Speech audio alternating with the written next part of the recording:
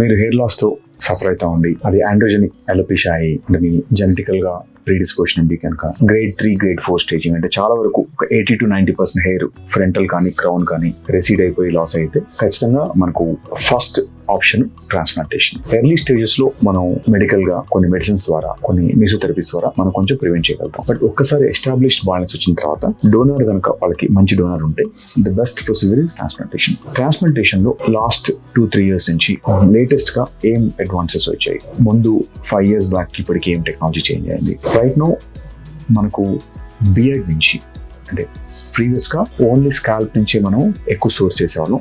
Beard excellent donor area కనుక beard కనుక బాగుంది అంటే బ్యాక్ డోనర్ ఏరియా తక్కువ ఉన్నా కూడా బియర్డ్ నుంచి మనం మోర్ దెన్ 2 to 2,500 ఫాలికల్స్ మనం హార్వెస్ట్ చేయగలుగుతాం. అట్లా చేసినప్పుడు ఏమైందంటే బియర్డ్ ప్లస్ స్కాల్ప్ కలిపితే మనకు లార్జ్ అమౌంట్ ఆఫ్ హెయిర్ మనకు డోనర్ ఏరియా అవైలబుల్ ఉంటుంది. సో గ్రేడ్ 5, గ్రేడ్ 6 బాల్డ్నెస్ వాళ్ళకు కూడా మనకు 1 or 2 days సెషన్స్ లో మనకు 6,000+ ఫాలికల్స్ వరకు మనం మెగా సెషన్స్ అచీవ్ చేసుకోవచ్చు ఈ టెక్నిక్ వల్ల. బియర్డ్ కి వాడే యూనిట్ పంచెస్ కానీ స్కాల్ప్ వాడే పంచెస్ వేరు ఉంటాయి. బియర్డ్ కి చాలా ఫైన్ పంచెస్ వాడతాము, యాంగిల్ కూడా డిఫరెంట్ ఉంటుంది, డ్యామేజ్ ఉండదు స్కిన్ లో. 3rd day 4 వరకు మనకు బియర్డ్ లో తీసిన ఏరియా హీల్ అయిపోతుంది. తర్వాత మనం పంచెస్ క్రియేట్ చేసే టెక్నిక్ కూడా కొంచెం అడ్వాన్స్ వచ్చాయి. దాంట్లో సఫైర్ బ్లేడ్స్ అని వాడుతున్నప్పుడు ఈ సఫైర్ బ్లేడ్స్ ఏంటంటే చాలా ప్రిసైజ్ గా షార్ప్ గా ఉంటాయి, లేటరల్ డ్యామేజ్ ఉండదు. మనం కరెక్ట్ గా మనకి ఎక్కడైతే మన ఫాలికల్ పెట్టాలో చాలా మినిమల్ గా ప్రిసైజ్ గా ప్యాక్ చేసి పెట్టచ్చు మనం సఫైర్ బ్లేడ్ తో ఉన్నప్పుడు. డ్యామేజ్ చాలా తక్కువ, టిష్యూ డ్యామేజ్ ఉండదు. తర్వాత ఇంప్లాంటర్స్ మనం డిహెచ్ఐ అంటాము, డైరెక్ట్ హెయిర్.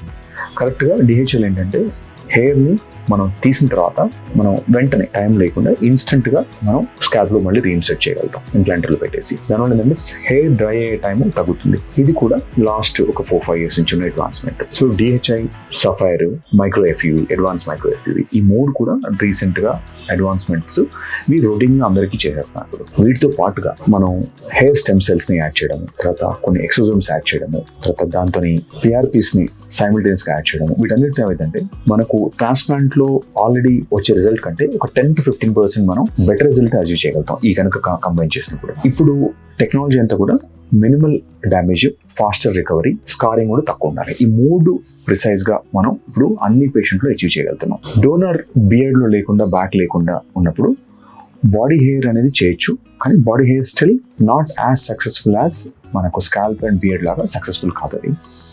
కాకపోతే 2 ఉండి బాడీ హెయిర్ కూడా ఎక్సెస్ ఉంటే, థిక్ హెయిర్ ఉంటే కొన్నిసార్లు మనం అది డెన్సిటీ కోసం మనం కొంతమందిలో వాడుకోవచ్చు. సో బాడీలో ఎక్కడి నుంచి తీసేచ్చు మనం హెయిర్ ని. కనుక బాడీ హెయిర్ థిక్ ఉండి 2-2.5 inches ఉండి రింగ్ తిరిగి లాంగ్ ఉంటే కనుక ఆ హెయిర్ ని మనం వాల్యూమ్ యాడ్ చేసుకోవడానికి వాడుకోవచ్చు. జనరల్ గా ఈ హెయిర్ ని మనం ఫ్రంట్ లో పెట్టము, బ్యాక్, మిడిల్ లో లేదంటే క్రౌన్ లో కనుక డెన్సిటీ తక్కువ ఉంటే కొంత బాడీ హెయిర్ యాడ్ చేసుకోవచ్చు. ఎనస్థీషియా యూసేజ్కి వచ్చేసరికి ఇప్పుడు వాడే నీడిల్స్, ప్రీవియస్ వాడే నీడిల్స్ లో చాలా ఫైన్ నీడిల్స్, 32 gauge నీడిల్స్ అంటాం. అంటే మనం లిటిల్ గా డయాబెటిక్స్ లో వాడే ఇన్సులిన్ కంటే ఇంకా థిన్ నీడిల్స్ వచ్చాయి మనకు. సో పెయిన్ కూడా చాలా సిగ్నిఫికెంట్ గా తక్కువ ఉంటుంది మనం ఇచ్చిన ఎనస్థీషియాలో కూడా. కొంతమందిలో పెయిన్ తో భయపడే వాళ్ళందరూ కూడా ఈ ఫైన్ నీడిల్స్ వల్ల అసలు బాడీలో పెనిట్రేట్ అనే సంగతి కూడా వాళ్ళకి చాలా బేర్గా నోటీస్ చేస్తారు. సో పెయిన్ తగ్గుతుంది, త్వరగా రికవరీ అవుతారు, డెన్సిటీ బాగుంటుంది. సో అయినంత వరకు కూడా మన ప్రోగ్రెషన్ ఆఫ్ ట్రాన్స్ప్లాంట్ అంతా కూడా మోర్ న్యాచురల్. ఒకప్పుడు ప్లగ్స్ లాగా పెద్ద పెద్ద హెయిర్స్ పెట్టేవాళ్ళం. నార్మల్ హెయిర్ కి ట్రాన్స్ప్లాంట్ హెయిర్ కి డిఫరెన్స్ కనుక్కోవడం కష్టం ఇప్పుడు చేసే టెక్నిక్స్ లో.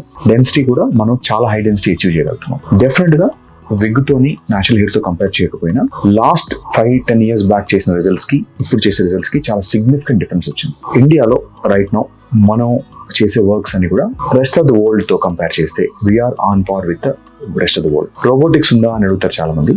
రోబోటిక్స్ ఓన్లీ హ్యూమన్ రిప్లేస్మెంట్ తప్ప no robot currently in the world. In hair transplant ఉండే ఏ రోబోట్ కూడా మనకంటే బెటర్ చేసే రోబోట్స్ లేవు.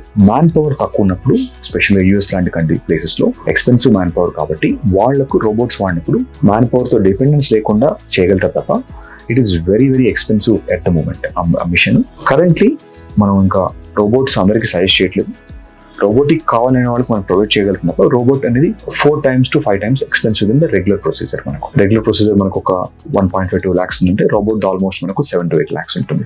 రిజల్ట్ వైజ్ పెద్ద డిఫరెన్స్ ఉండదు. కాబట్టి రోబోట్ నేను అడ్వాన్స్ అని చెప్పను, అది only human replacement at the moment. Maybe next generation robots ఇంకా బెటర్ రోబోట్స్ వస్తే అవి మనకంటే బెటర్ పర్ఫార్మ్ చేయొచ్చు. కానీ ఇప్పుడున్న కరెంట్ రోబోట్ ఏదంటే హెయిర్ కొన్ని బెస్ట్ రోబోట్స్ ఆల్టాస్ అనే సిస్టమ్ ఉంది, అది equal to a good technician, అంతకు మించి ఇంకేం లేదు. సో మీరు ట్రాన్స్ప్లాంట్ కనుక చూసుకుంటే ఇండియాని కన్సిడర్ చేయండి. మన ఇండియాలో we have a best technique, best technology, మంచి ఎక్స్పీరియన్స్ ఉన్న డాక్టర్స్ ఉంటారు and very reasonable compare to the global price తీసుకుంటే India still we are the lowest price. మనకంటే మేబీ కొన్ని సిటీస్ లో కొంచెం తక్కువ చేస్తుండొచ్చు, బట్ ప్యూర్ టెక్నీషియన్ డిపెండెంట్ చేసినప్పుడు వాడు డోనర్ ఏరియాని మీరు అడ్రస్ చేయరు సరిగ్గా, ప్యాకింగ్ కూడా ఎక్కువ చేస్తారు అవసరం లేకుండా, తర్వాత వేస్ట్ చేస్తారు డోనర్ని. దానివల్ల మీకు ఫర్దర్గా ఎప్పుడన్నా మనం మళ్ళీ చేసుకోవాలంటే మీ డోనర్ అవైలబుల్ ఉండదు. ప్లస్ డోనర్లో స్కారింగ్ ఎక్కువ ఉంటుంది. ఎక్కువ గ్రాఫ్ట్స్ అని చెప్పడం వల్ల మీరు దాంతో అవసరం లేకుండా ఎక్కువ గ్రాఫ్ట్ వల్ల ఎటువంటి అడ్వాంటేజ్ ఉండదు.